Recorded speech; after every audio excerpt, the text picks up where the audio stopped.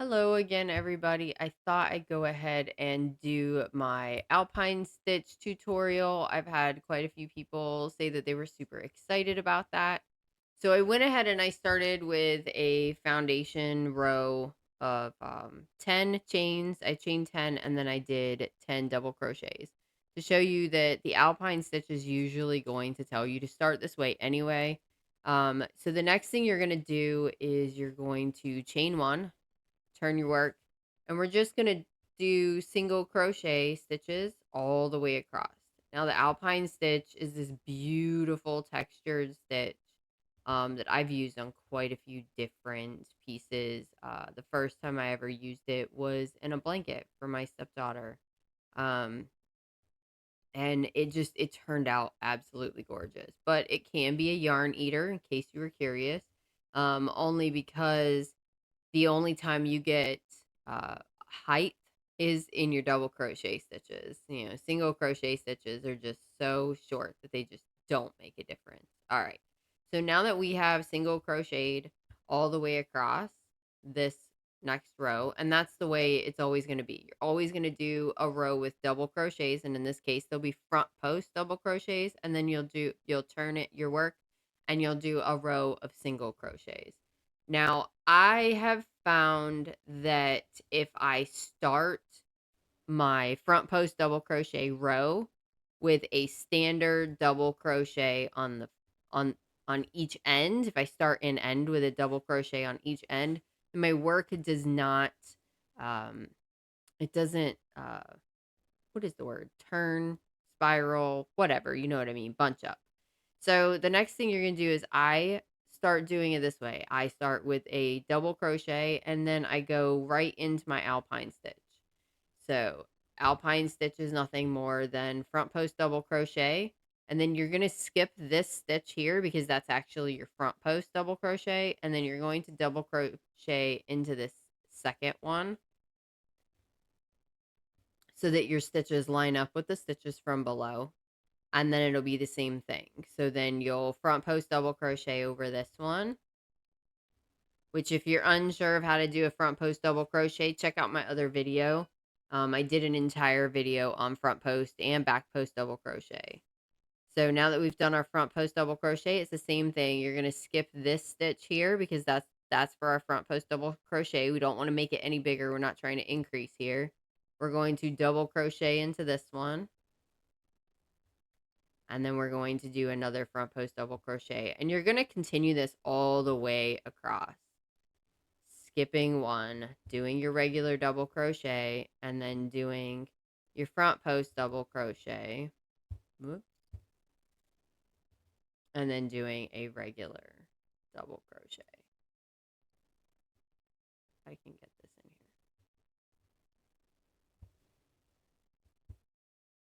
here. And I seem to have messed something up. I missed something. Hang on. 1, 2, 3, 4, 5, 6. Oh, I skipped 2 here. See where I did that? There's this one green one here, and then this one pink one here. So, well, there. Now you know not everybody's perfect. I mess up sometimes too. All right, let's fix that real quick. All right, so that's why it didn't work out. Okay, so on the one I didn't look at it, double crochet, front post, and then you do your final double crochet. And that's part of I say final double crochet because that's part of your Alpine stitches from here to here, right? I don't ever count the first or the last stitch in my Alpine stitch. And the reason I do that is because it helps it from curling. That's the word I was looking for, curling. Sorry, words are not my friend today. All right, so then I'll do a regular double crochet in the end. And that just is literally just to prevent it from curling. So there is your first little row. And then again, you're going to go back and now it's time to flip it and do your single crochet row. So I chained one and then I'm going to single crochet 10 stitches all the way across. And we'll do another row to show you because this next row is a bit different, only because you're going to front post double crochet in the standing double crochet stitches, and you're going to do a regular look at this. This is a mess. You're going to do a double crochet stitch into your front post ones that you did before. Whoops, see, muscle memory says do a double crochet. Okay. Single. All right. So, good grief, phone. So, all right, now that we've done that, we're going to, I always chain 2. That's my turning chain. Always and forever is chain 2. I don't like doing a chain 3. Okay, so once again, you're going to do your first standard double crochet. So in this one, on the first time that we did this, our first stitch after the edge, as I'm going to say, after my edge stitch was a front post double crochet. See it here? See how this one sticks out just a bit more than this one here? So that means that on this row, it's going to be a regular double crochet. And because this one back down here was a regular double crochet, now we're going to front post double crochet around this one.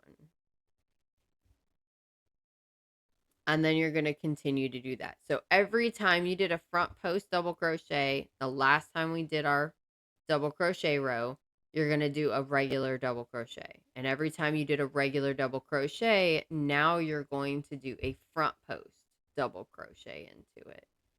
And honestly, my only suggestion to anyone doing this is if you want your work to not curl, make sure that you do your double crochets on the edge. Just always have one on the edge, on each edge, beginning and end, so that way it doesn't curl as much. It's still, depending on your tension, might curl, but it's not going to be nearly as bad as if you weren't doing those edge stitches.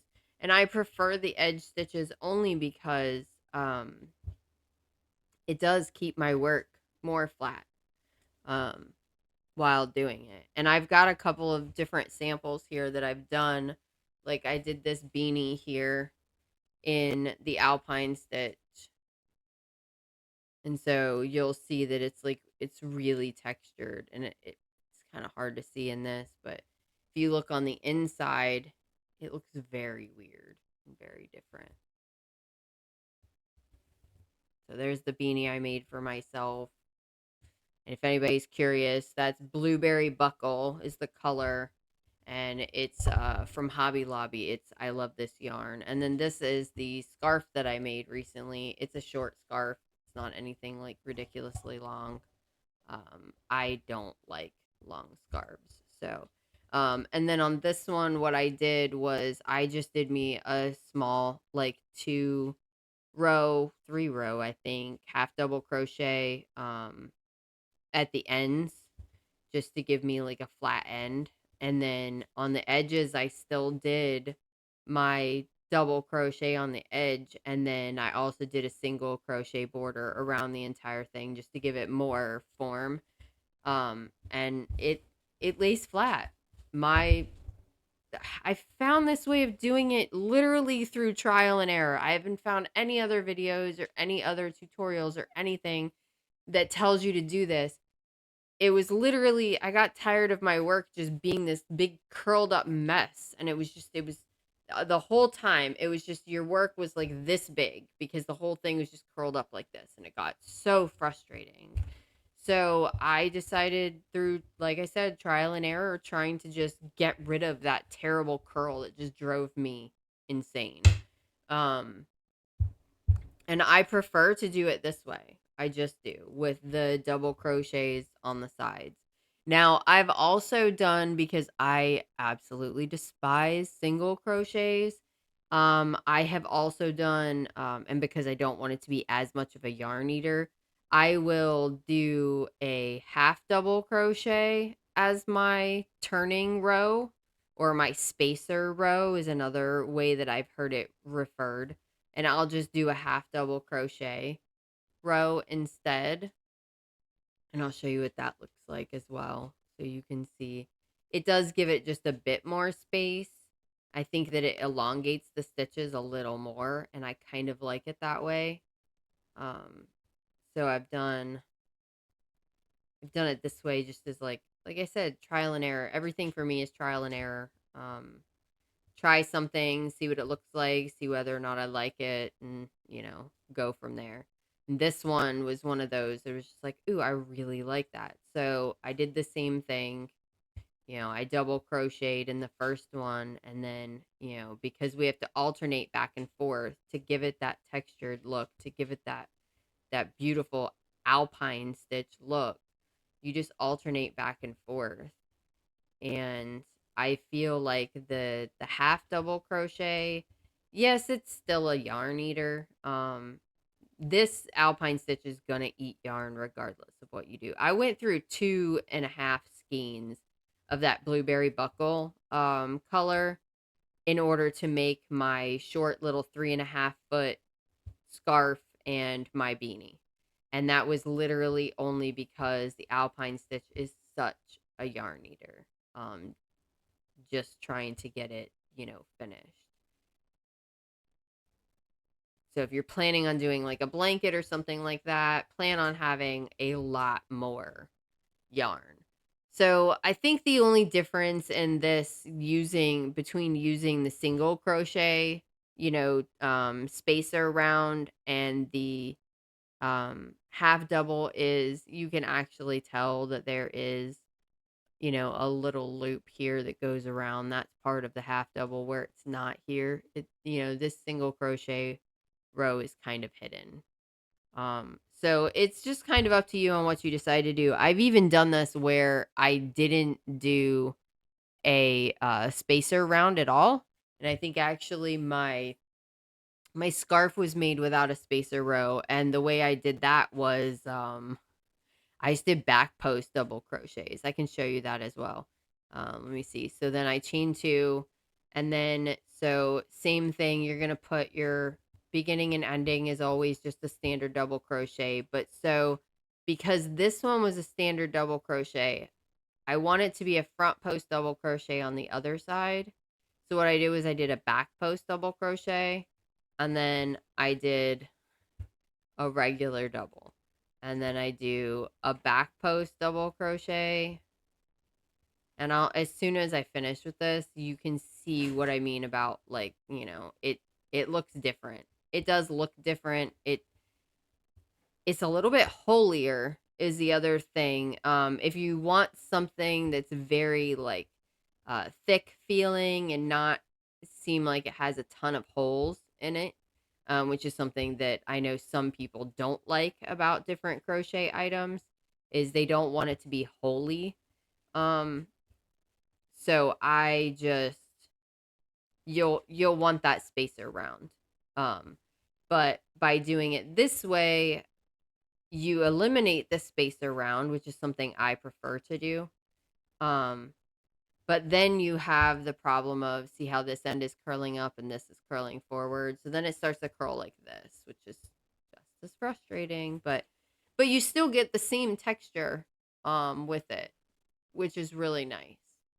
Still get that same, forward, backward, texture with it. So it's all up to you. But to prevent the curling, I definitely do the spacer row if you don't want it curling forward on itself. Otherwise, you'll just have to lay it flat and kind of flatten it out. Keep it that way. I think that's what I did with my scarf. And then to prevent it from curling in, backwards this way, I do the double crochets on the sides to give me that even, you know, flattened look. So all right, guys, I hope you enjoyed this. I hope you learned something. Leave me a comment, like the video, subscribe, follow, all that good stuff, please, so that we can get my videos out there to more people. And share away. As always, happy hooking.